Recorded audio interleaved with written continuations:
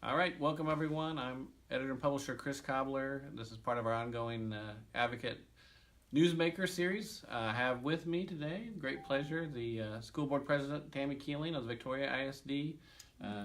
Tami, let me remember, when did you first get elected? You've been on the board a long time now. 2005. 2005, wow. And you've been president for a good chunk of that time. You were not most recently then back as president. How long have you been president of the board now? I think 5 years. Lou Svetlik was the president. Then Ross Mansker took a little stint there to get us through the superintendent search, last superintendent search, and now this year I'm back doing that, and well, we appreciate that. I tell this to all the local elected officials who we work with regularly. I mean, I really appreciate your service. I think it's school board.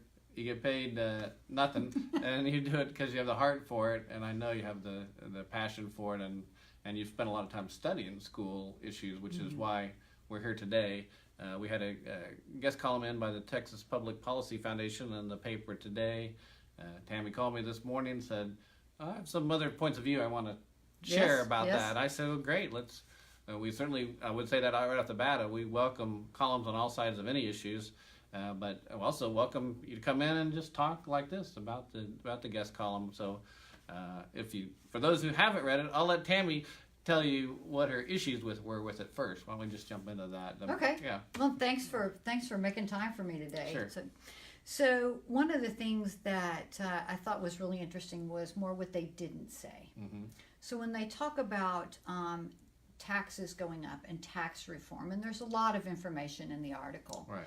But the biggest thing that I always think or hope that people understand, and I repeat frequently because it's so important to understanding the largest part of your property taxes, which are your local school district taxes, is that when the school, so the school finance system has set, it's more complex, but there's essentially so much per child. Right.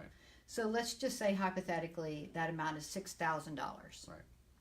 So if we raise locally $3,000 of that through your local property tax side, right, then the state puts in $3,000. So you end up with $6,000. Right.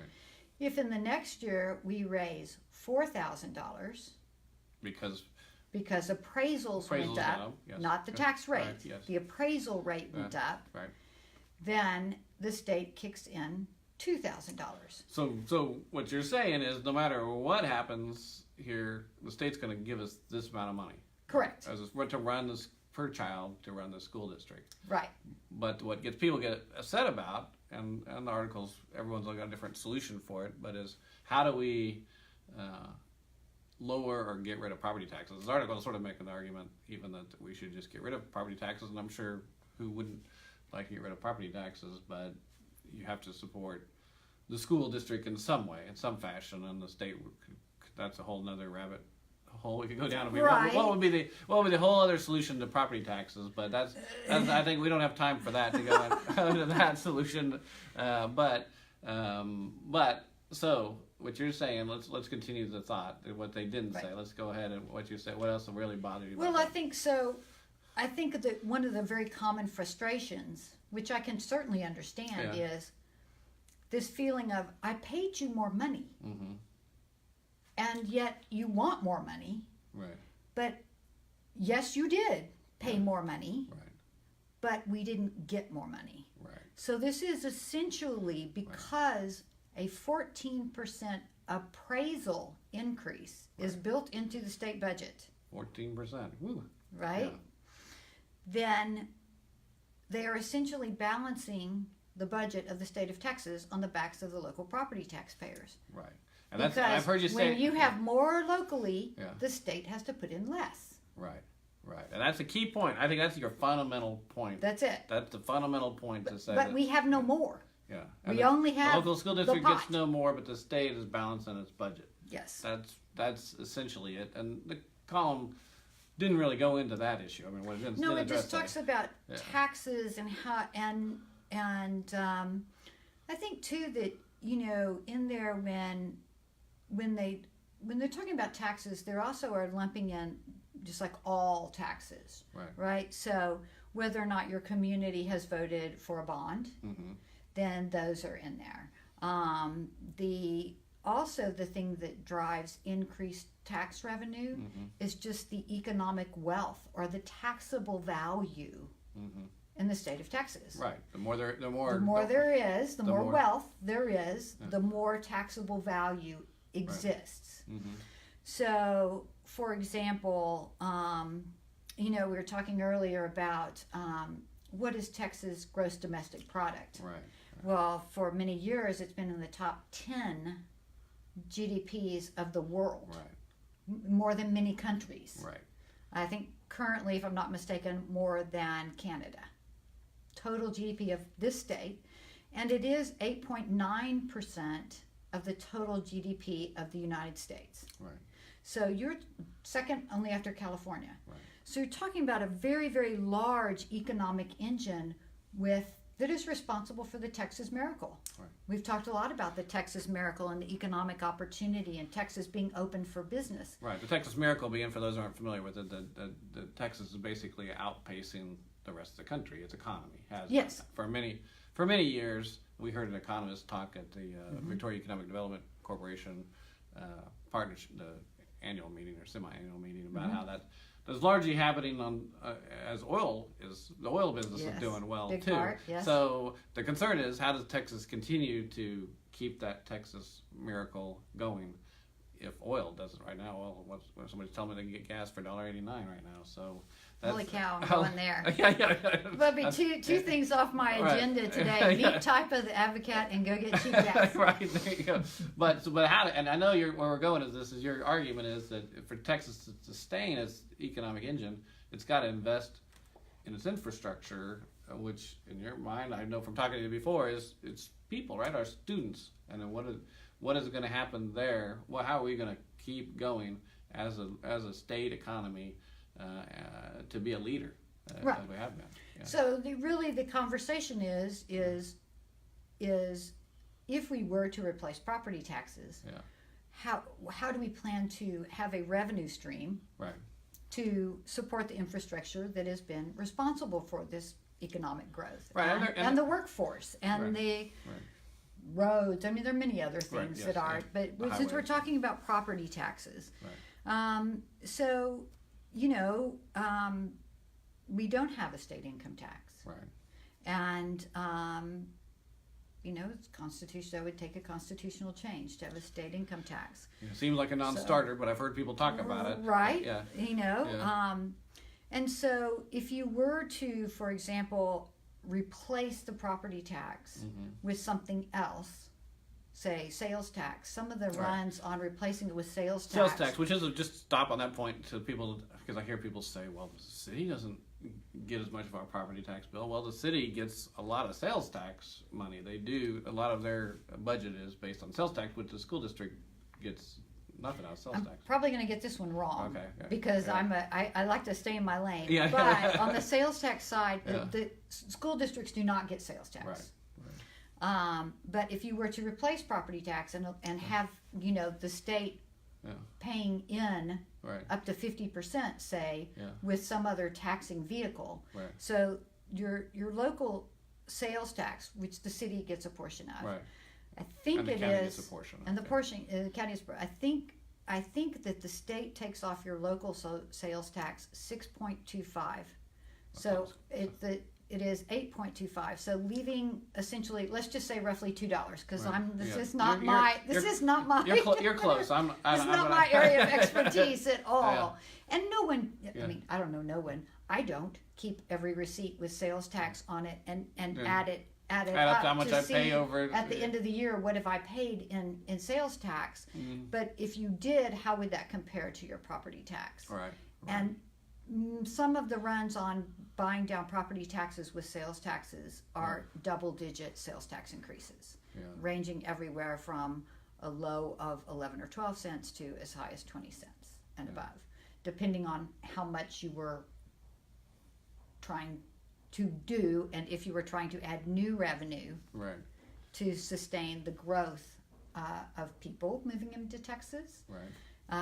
And so it's a complex. We got on a bunny trail there. We did, but it is a complicated issue. So just the only point I was trying to make is that there are different ways to fund what government does, different ways to fund what school districts do. Yes. And I think when people think about it, because this is so complicated, unfortunately, it all mushes together in their head, and they just look at their property tax bill and go, "Why is I paying this much to the school district?" And that's about as far as it gets. And they want more money. And and the school district wants more money. That's really goes back down to. And I don't know, I wish I get the simplest way to say that to people so they really understand that, but I think that's what this whole conversation is about, and what's the answer to that. I think what I've heard you say before, your answer to that is to get the legislature to quit balancing the budget off the backs of school districts and to fund school districts properly.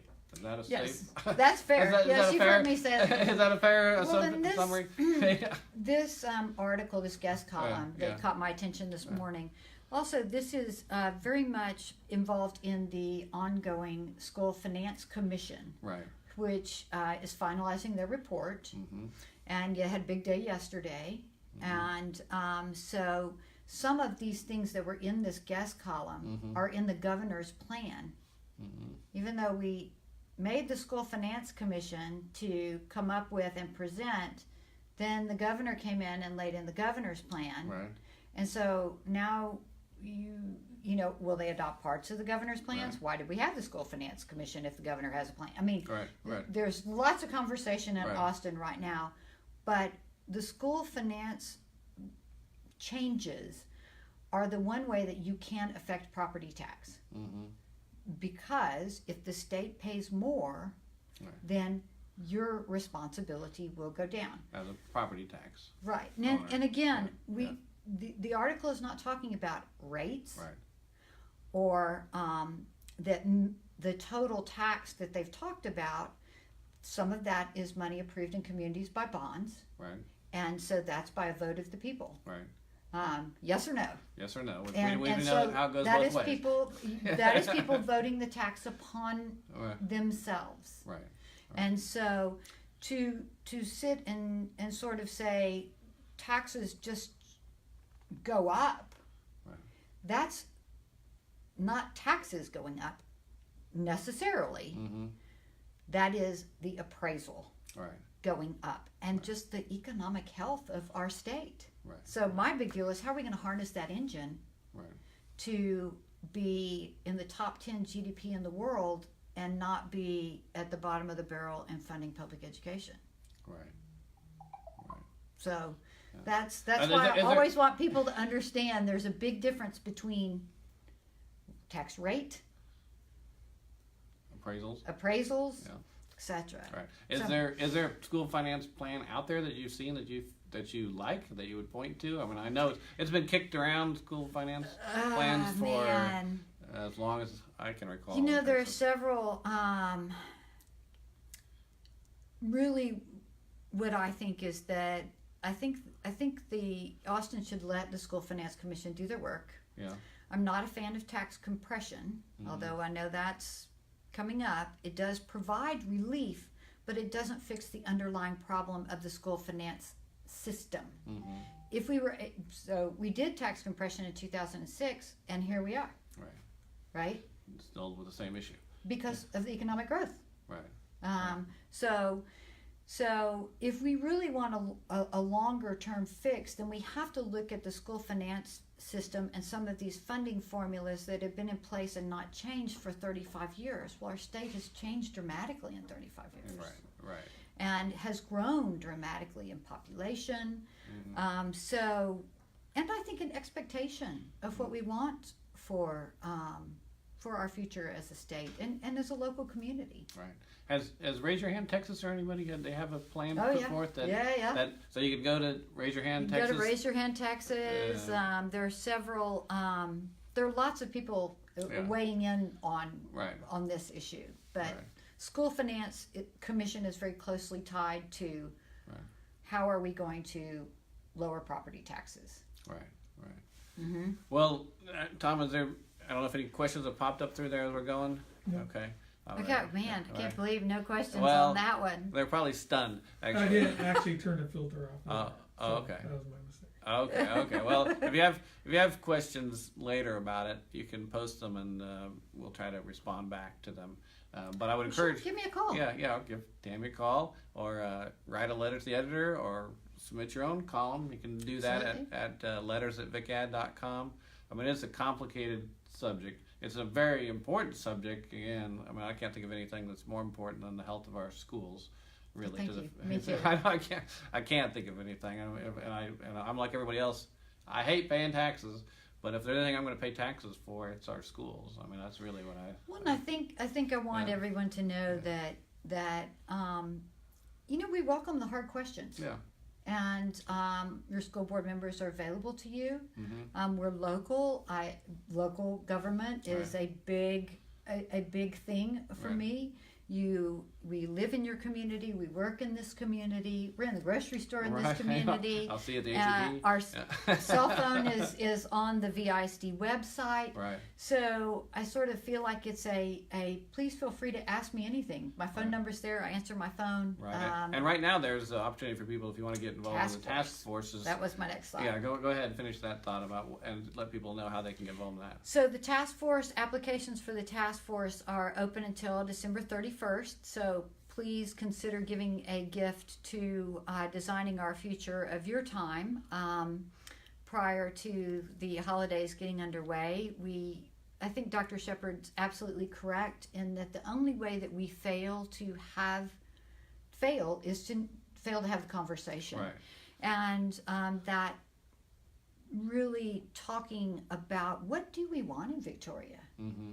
And so we encourage you to sign up. If you haven't, they'll start meeting at the first of the year. And we've got some big things to talk about. And this is certainly one place where you'll hear quite a bit on the expenditures and resources side about the current state of affairs. And so you go to the VISD website, and there's a sign up there. There is. And Designing our future together. Designing our future together. And there's one task force that's more focused on infrastructure, right? If I got that straight. So the first two are, boy, Dr. Shepard would kill me on this one. Innovative educational pathways, which will subdivide into elementary and high school.